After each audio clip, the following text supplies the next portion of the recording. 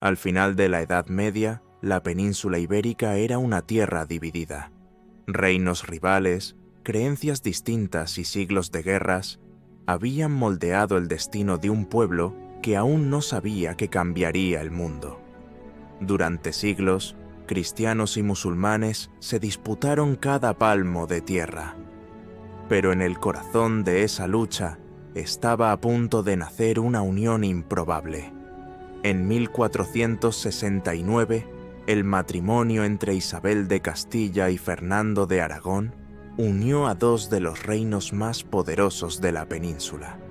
No fue solo un enlace real, fue el comienzo de una nación. Con la toma de Granada en 1492, cayó el último bastión musulmán. La reconquista había terminado, y ese mismo año, otro acontecimiento cambiaría el curso de la historia humana. Un navegante genovés, Cristóbal Colón, convenció a la corona española para financiar su audaz travesía hacia el oeste. Buscando una nueva ruta hacia las Indias, Colón hallaría un mundo entero, el Nuevo Mundo. La llegada a las Américas transformó a España en algo que jamás había existido, un imperio transcontinental. El oro, la plata y las riquezas fluían desde los puertos del Caribe y de México hasta Sevilla. Pero más que riqueza, era el poder lo que crecía en manos de los reyes católicos. Y fue bajo el reinado de su nieto, Carlos I, conocido también como Carlos V del Sacro Imperio Romano Germánico, cuando España se convirtió en el centro político del mundo. Carlos heredó tierras en toda Europa, y el Imperio español comenzó a extenderse por 4 continentes. Decían que el sol nunca se ponía sobre sus dominios. España dominaba los mares, controlaba las rutas y dictaba el destino de los reinos. Pero para cada imperio que asciende, hay siempre un precio que pagar: el mar. Para los españoles del siglo XVI, el océano no era un límite, era una invitación, un llamado a la gloria, a la riqueza y a la fe. En 1519, un hombre llamado Hernán Cortés desembarcó en las costas del actual México.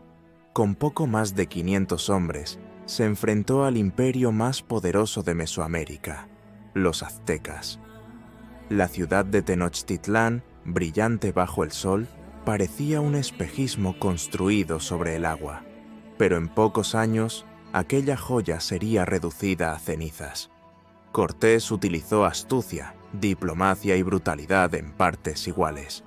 Dividió a las tribus enemigas de los aztecas, capturó al emperador Moctezuma II y con fuego y acero destruyó un imperio entero. La conquista fue sangrienta, pero para España solo fue el comienzo. Mientras tanto, más al sur, otro conquistador, Francisco Pizarro, partía rumbo a las montañas del Perú. Allí, el imperio inca gobernaba vastas tierras llenas de oro y plata.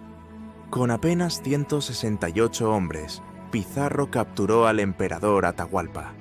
Incluso después de recibir un rescate en oro que llenó una sala entera, ordenó su ejecución, y con ello, otro imperio milenario desapareció. En las minas de Potosí, en la actual Bolivia, toneladas de plata eran extraídas a un costo humano incalculable. La ciudad se convirtió en una de las más ricas del planeta, símbolo de la gloria y de la codicia española. Galeones cargados de metales preciosos cruzaban el Atlántico escoltados por cañoneras. Pero con el oro también llegó la corrupción, la inflación y un enemigo invisible, la dependencia de las colonias. Durante el reinado de Carlos V, España alcanzó la cima de su poder político y militar. Los dominios en Italia, Flandes, Alemania, América y Asia convirtieron al Imperio español en la mayor potencia que el mundo había conocido. Pero Carlos cargaba con un peso mayor del que cualquier hombre podía soportar. Guerras religiosas, revueltas protestantes, enemigos en cada frontera. Al final de su vida, agotado, abdicó del trono, dividiendo el imperio entre su hijo Felipe II y su hermano Fernando. Felipe II heredó el mundo y estaba convencido de que su misión era sagrada: defender la fe católica y expandir el dominio español. Bajo su gobierno, Madrid se convirtió en el corazón del imperio y el monasterio de El Escorial en el símbolo de su ambición. Allí, la fe, el poder y el arte se fundían en piedra y silencio, un monumento a la gloria y al control. El imperio creció aún más. En las Filipinas, fundadas en su honor, el comercio unía Oriente y Occidente. Galeones cruzaban el Pacífico transportando seda, porcelana y especias a cambio de plata americana. Era el primer sistema económico global de la historia. El planeta entero latía al ritmo de las coronas españolas. Pero, mientras el mundo se inclinaba ante su bandera, los enemigos se multiplicaban en las sombras, y la gloria, tan resplandeciente, comenzaba a mostrar sus primeras grietas. España era el imperio donde el sol nunca se ponía, pero incluso el sol, algún día, necesita descansar. El poder absoluto despierta enemigos absolutos, y ninguno de ellos sería tan decidido, ni tan audaz, como Inglaterra. Durante el reinado de Felipe II, España se creía invencible. Poseía el oro del Nuevo Mundo, las rutas del comercio y la bendición de la Iglesia. Pero en las frías aguas del Atlántico, un nuevo imperio comenzaba a surgir. Isabel I de Inglaterra, heredera de los vientos y de los mares, desafiaba el poder español. Bajo su corona, corsarios como Francis Drake saqueaban galeones y quemaban puertos españoles. Era una guerra no declarada, de orgullo, de fe y de venganza. Felipe II, devoto y obstinado, decidió responder. En 1588 reunió una flota colosal, la Armada Invencible. 130 navíos, 30.000 hombres, el mayor poder naval que el mundo había visto hasta entonces. Su objetivo era tan simple como imposible: invadir Inglaterra, derrocar a Isabel y restaurar el catolicismo. Pero el mar, que tantas veces había coronado a los españoles con gloria, esta vez se convirtió en su verdugo. Los vientos ingleses, las tácticas rápidas y las llamas de los barcos incendiarios transformaron a la Armada Invencible en un cementerio flotante. Inglaterra resistió. La fe española no fue suficiente para vencer al mar ni a la estrategia, y el mito de la invencibilidad comenzó a derrumbarse. Felipe II, antes señor de medio mundo, vio a su imperio desangrarse sin que una espada enemiga lo tocara.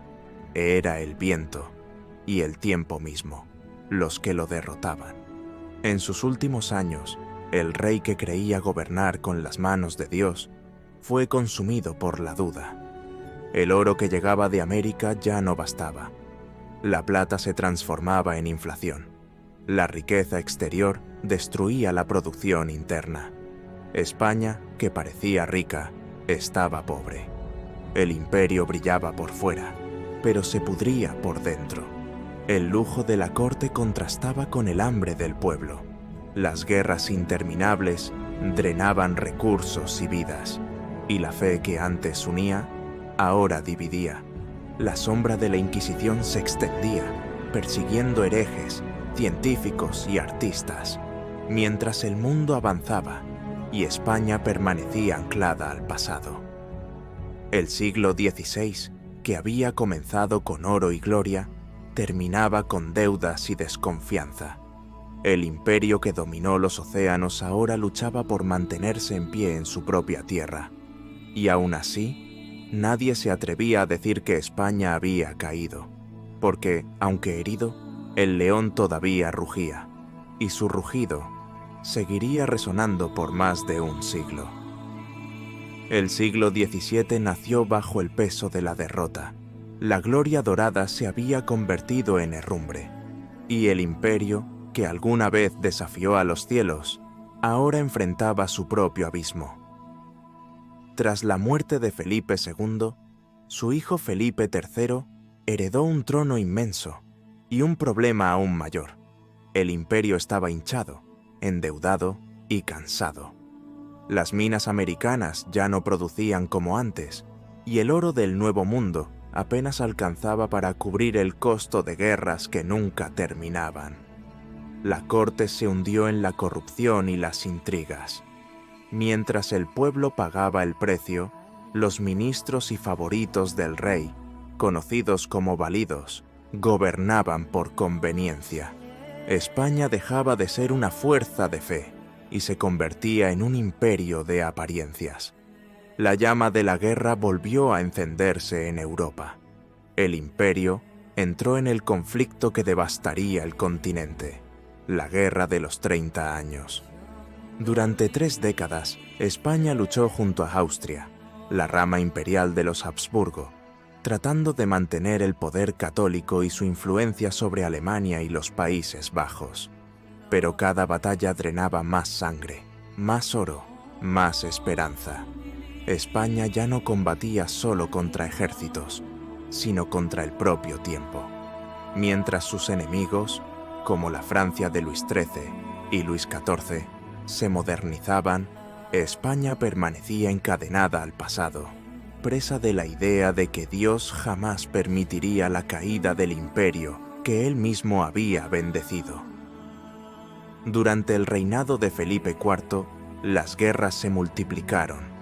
El arte floreció bajo genios como Velázquez, pero la economía se desmoronaba. La plata americana ya no bastaba para pagar soldados, y el imperio comenzó a vender sus propios títulos y territorios.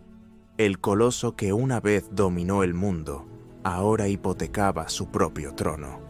En Rocroi, en 1643, llegó el golpe fatal. El ejército español, temido durante siglos, fue derrotado por los franceses. La legendaria infantería de los tercios, orgullo de España, desapareció bajo el fuego enemigo. Allí, entre los cuerpos de los soldados caídos, murió también el mito de la invencibilidad española. Después vino Carlos II, el último de los Habsburgo, un rey enfermo, deformado por generaciones de consanguinidad, incapaz de gobernar e incluso de engendrar herederos. El imperio se había convertido en un cuerpo sin alma, gigante pero vacío, rico en tierras, pobre en espíritu. Y cuando Carlos II murió sin dejar sucesores, toda Europa se lanzó sobre lo que quedaba de España. Comenzó la Guerra de Sucesión Española, 1701 a 1714. Una disputa entre Francia y Austria por el control del trono español. Durante 13 años, las potencias europeas usaron al imperio como tablero de juego. Al final, el Tratado de Utrecht de 1713 redibujó el mapa del poder. España perdió territorios en Italia, en Bélgica y en sus dominios ultramarinos. El imperio sobrevivió, pero ya no era el mismo. De entre los escombros nació una nueva dinastía, los Borbones, venidos de Francia. Felipe V subió al trono con promesas de modernización, pero la era de la supremacía española había terminado.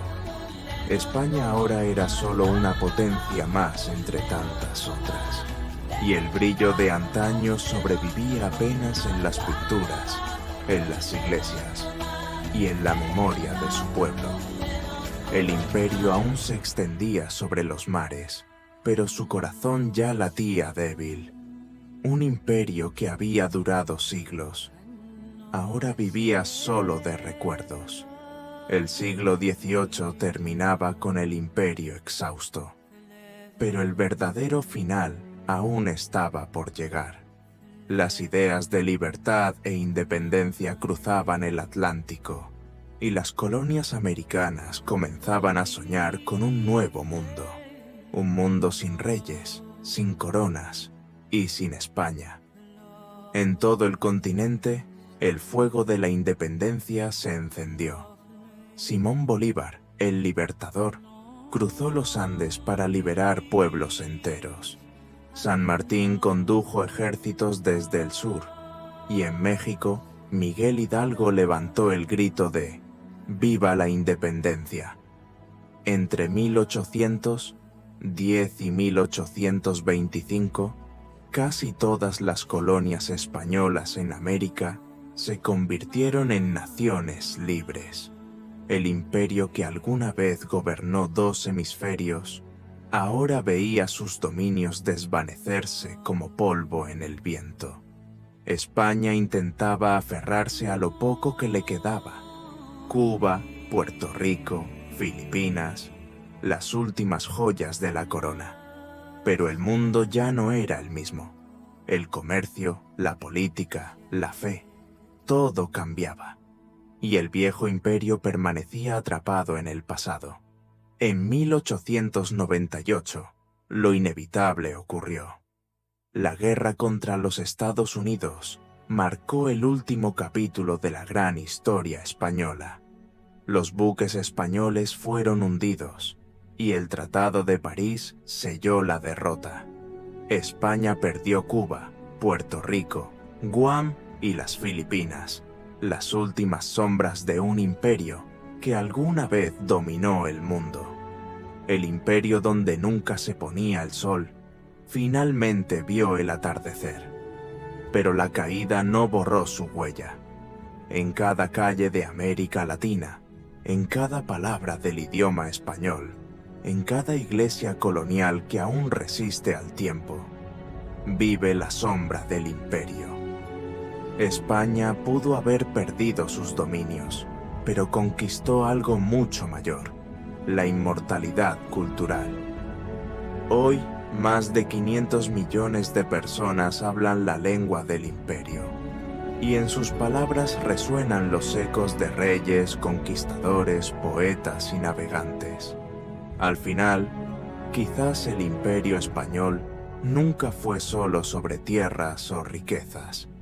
Quizás fue sobre el deseo humano de eternidad, de dejar una huella en el mundo, incluso cuando el mundo intenta olvidarla. El sol pudo haberse puesto sobre el imperio, pero jamás sobre su herencia.